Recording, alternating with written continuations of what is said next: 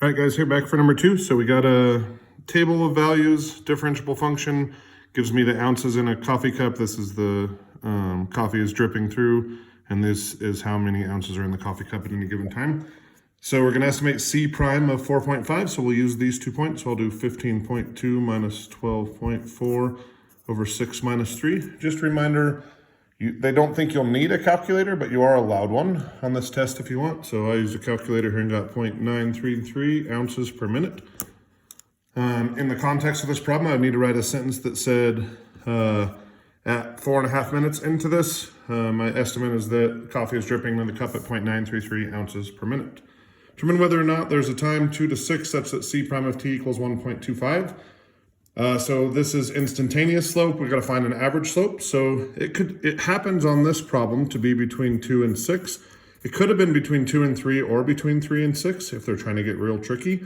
But I need to find a place where average slope is equal to that instantaneous slope I want there, which right here I get 5 over 4 or 1.25. So I would say since we have a differentiable function, and the average slope on the interval from 2 to 6 is 1.25, there has to be a place on that interval such that instantaneous slope is equal to that.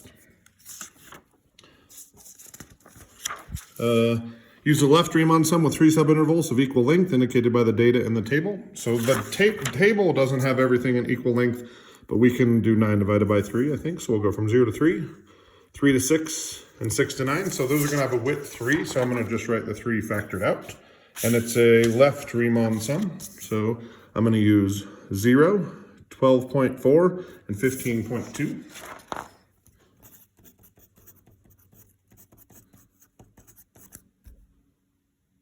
Okay, so if I do that, I get what, 82.8.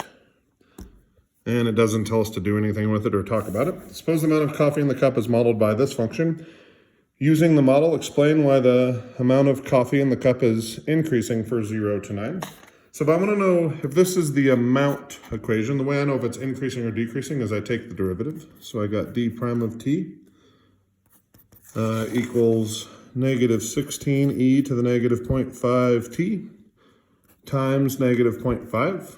So I get equals 8 e to the negative 0.5t. Now since this is positive, and this can only be positive, then I would say since the derivative of this function, the rate is always positive, then the amount of the coffee in the cup has to be increasing, which does make sense in the problem. I don't think the coffee maker is going to suck coffee up back into the machine.